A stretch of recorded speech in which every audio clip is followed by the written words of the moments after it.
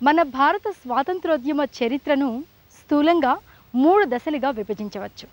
1 మితవాద దశ, 2 అతివాద దశ, 3 గాంధేయ దశ. ఈ 3 దశలలో మన జాతీయ నాయకులు బ్రిటిష్ వారికి వ్యతిరేకంగా జరిపిన పోరాట విషయాలను ఏ ఒక్కరికి ఒక్క రోజులో తెలుసుకోవడం సాధ్యపడదు. అందుకని మొత్తం స్వాతంత్రోద్యమ చరిత్రను చిన్న చిన్న పాఠ్య భాగాలుగా విభజించి మీరు గుర్తుపెట్టుకోవడానికి అనువుగా ప్రసారం చేస్తున్నాం. ఈరోజు మితవాద దశ గురించి తెలుసుకుందాం. అసలు మితవాద దశ అంటే ఏంటి? మితవాద దశ ఏ సంవత్సరం నుంచి ఏ సంవత్సరం వరకు జరిగింది? ఈ దశలో పాల్గొన్న మన జాతీయ నాయకులు ఎవరు? వారు బ్రిటిష్ వారిపై ఎటువంటి డిమాండ్లు చేశారు? లభించిన ఫలితం ఏంటి? మొదలైన విషయాలు తెలుసుకోవాలంటే ఈ కార్యక్రమం చూడాల్సిందే.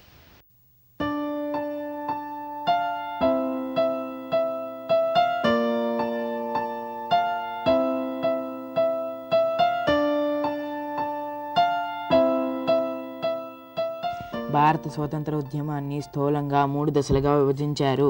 1 మితవాద దశ, 2 అతివాద దశ, 3 గాంధేయవాద దశ. భారత స్వాతంత్ర ఉద్యమాన్ని స్థూలంగా 3 దశలుగా విభజించారు. 1 మితవాద దశ, 2 అతివాద దశ, 3 గాంధేయవాద దశ. ఏంటి రాజు తెగబట్టి పట్టేస్తున్నావు? రోజు అంతే అంకుల్, బట్టి పట్టడం అంటే భలే ఇష్టం. అవునా రాజు, ఇందాక నువ్వు పాఠంలో మితవాద దశ అని చదివావు కదా, ఆ మితవాద దశ అంటే ఏంటో చెప్పు. సరిగ్గా తెలియదు అంకుల్, మీరు అర్థమయ్యేలా చెప్తారా? అనూష్, నువ్వు కూడా విను, నీకు కూడా అవసరమే. చెప్పండి అంకుల్. భారత స్వాతంత్ర ఉద్యమంలో 1885 నుంచి 1905 వరకు జరిగిన ఉద్యమాన్ని మితవాద దశగా పిలుస్తారు.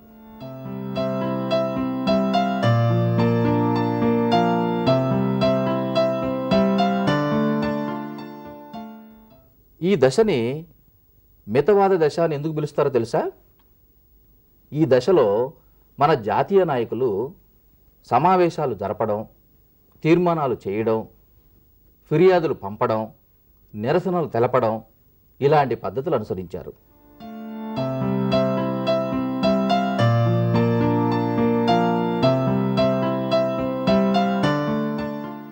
వీరు అనుసరించిన మితవాద పద్ధతుల కారణంగానే ఈ దశని మితవాద దశగా పేర్కొనడం జరిగింది.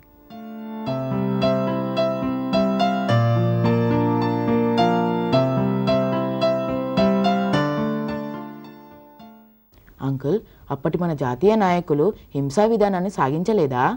లేదు రాజు, ఈ దశలో మన నాయకులు శాంతియుతంగా అహింసాయుత పద్ధతుల్లోనే పోరాటాన్ని సాగించారు. అంకుల్, అప్పటి నాయకులలో ప్రముఖులు ఎవరు? అప్పటి నాయకుల్లో ప్రముఖులు ఎవరంటే గోపాలకృష్ణ గోఖలే, ఫిరోజ్ షా మెహతా, దాదాబాయి నౌరోజీ, డబ్ల్యూసి బెనర్జీ మొదలైన వారు.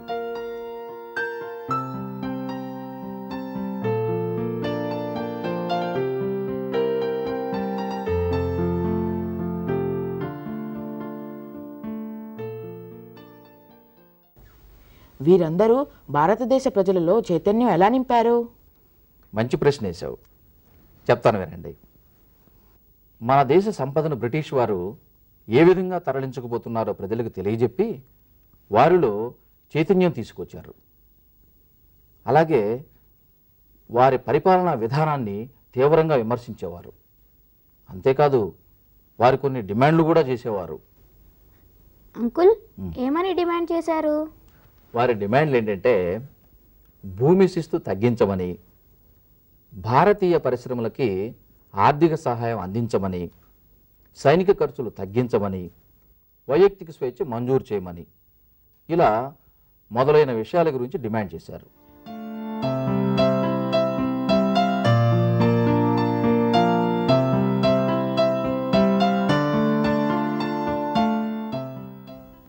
అంకుల్, అప్పట్లో మన భాష వేరు, వాళ్ళ భాష వేరు కదా, ఈ విషయాలన్నీ వాళ్ళకి ఎలా చెప్పగలిగారు? భలే సందేహం వచ్చింది రాజు, చెప్తాను విను. అప్పట్లో పరిపాలనలో ప్రధాన పాత్ర బ్రిటిష్ వారిది. అయితే ముఖ్యమైన పదవుల్లో వారే ఉండేవారు. క్రింది స్థాయి పదవుల్లో మాత్రం భారతీయులే ఎక్కువగా ఉండేవారు. వారు చెప్పింది మనం అర్థం చేసుకోవడానికి వాళ్ళు ఆంగ్ల విద్యను ప్రవేశపెట్టారు. దాని ఫలితంగా మన దేశంలో చాలామంది ఆంగ్ల విద్యను అభ్యసించారు. ఆ రకంగా ఆంగ్ల భాష భావ ప్రకటన మాధ్యమంగా పనిచేసింది. తెలిసిందా? తెలిసింది అంకుల్. మన నాయకులు తీసుకునే నిర్ణయాలు మిగిలిన నాయకులకి ఎలా చేరేవి? ఇది కూడా మంచి సందేహమే. బ్రిటిష్ వాళ్ళు మన దేశానికి వచ్చిన తర్వాత రవాణా మార్గాలు, కమ్యూనికేషన్ రంగాలను బాగా అభివృద్ధి చేశారు. ఉదాహరణకి మన దేశంలో తయారైన ముడి పదార్థాలు ఉన్నాయి కదా, పంటలు, ఖనిజ సంపద మొదలైన వాటిని బ్రిటన్కి తీసుకువెళ్ళడానికి, అక్కడ తయారైన వస్తువులు మన మూల ప్రాంతాలకు చేరవేయడానికి అవసరమైన రవాణా మార్గాలు, రైల్వే మార్గాలు, ఓడరేవులు ఇవన్నీ కూడా అభివృద్ధి చేశారు.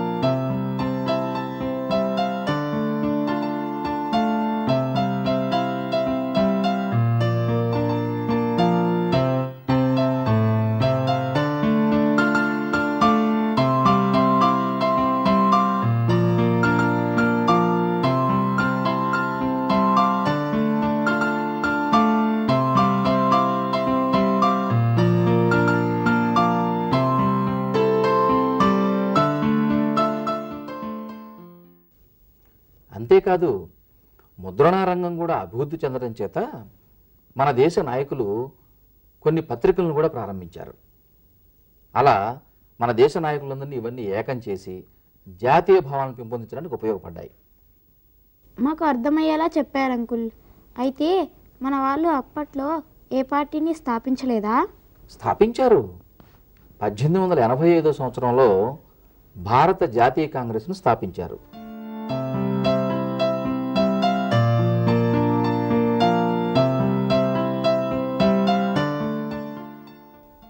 ఈ సంస్థను స్థాపించడానికి మన జాతీయవాద నాయకులు పదవీ విరమణ చేసి ఈ సంస్థను స్థాపించడంలో ప్రముఖ పాత్ర వహించారు. ఈ సంస్థను స్థాపించిన తర్వాత మొట్టమొదటి సమావేశం ముంబై, అంటే అప్పటి బొంబాయిలో 1885 డిసెంబర్ నెలలో జరిగింది.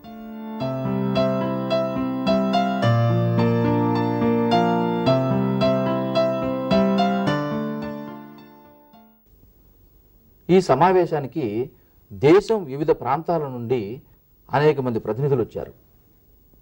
ఈ సమావేశానికి డబ్ల్యూసి బెనర్జీ అధ్యక్షత వహించారు.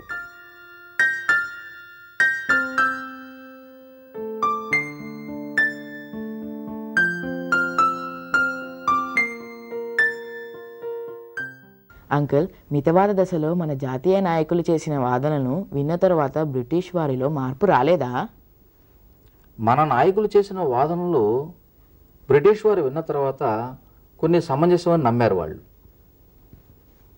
ఉదాహరణకి అప్పట్లో ఉన్న శాసనసభను విస్తరించి సంస్కరించడం ద్వారా భారతీయులకు ఎక్కువ ప్రాతినిధ్యం కల్పించారు. 1897లో కొత్త భారతీయ శాసనసభల చట్టాన్ని ఆమోదించింది. బడ్జెట్ మీద ప్రసంగించే హక్కును కూడా సమకూర్చింది.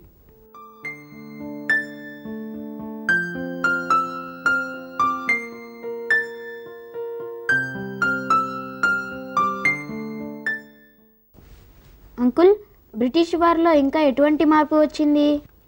ఇక్కడ మీకు ఒక విషయం చెప్తాను వినండి. అప్పట్లో మితవాదులు రాజ్యాంగబద్ధమైన పద్ధతుల పట్ల విశ్వాసంతో ఉండి వాటిని అనుసరించేవారు.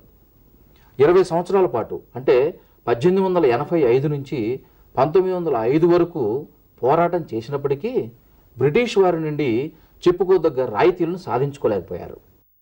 ఫలితంగా కొంతమంది యువ నాయకులు అసంతృప్తికి లోనై మరింత విప్లవ పద్ధతులతో అతివాద దశను ప్రారంభించారు. అర్థమైందా ఈ మితవాద దశ అంటే ఏంటో? అర్థమైంది అంకుల్. అంకుల్ అంకుల్ మితవాద దశ గురించి బాగా అర్థమయ్యేటట్టు చెప్పారు అంకుల్. Thanks uncle. మంచిది, చదువుకోండి. ఇంతవరకు మీరు విన్న పాఠ్యభాగంలోని ముఖ్యాంశాలను ఒక్కసారి గుర్తుకు తెచ్చుకుందాం. భారత స్వాతంత్రోద్యమ చరిత్రలో 1885 నుండి 1905 వరకు జరిగిన ఉద్యమాన్ని మితవాద దశ అని పిలుస్తారు. ఈ దశలో జాతీయ నాయకులు సమావేశాలు జరపటం, తీర్మానాలు చేయటం, ఫిర్యాదులు పంపటం లాంటి పద్ధతులు అనుసరించారు. వీరు అనుసరించిన మితవాద పద్ధతుల కారణంగానే ఈ దశను మితవాద దశగా పేర్కొనటం జరిగింది. అప్పటి నాయకులలో ప్రముఖులు గోపాలకృష్ణ గోఖలే, ఫిరోజ్ షా మెహతా, దాదాబాయ్ నౌరోజీ, డబ్ల్యూసి బెనర్జీ మొదలగువారు. వీరు చేసిన డిమాండ్లలో ముఖ్యమైనవి భూమి శిస్తు తగ్గించమని, భారతీయ పరిశ్రమలకు ఆర్థిక సహాయం అందించమని, సైనిక ఖర్చులు తగ్గించమని, వైయక్తిక స్వేచ్ఛను మంజూరు చేయమని. 1885వ సంవత్సరంలో భారత జాతీయ కాంగ్రెస్ను స్థాపించారు. ఈ సంస్థ మొదటి సమావేశం 1885 డిసెంబర్లో జరిగింది. దీనికి డబ్ల్యూసి బెనర్జీ అధ్యక్షత వహించారు. 1897వ సంవత్సరంలో అప్పటి ప్రభుత్వం కొత్త భారత శాసనసభ చట్టాన్ని ఆమోదించింది. ఇందులో భారతీయులకు ఎక్కువ ప్రాతినిధ్యం కల్పించారు. బడ్జెట్ మీద ప్రసంగించే హక్కును కూడా కల్పించారు.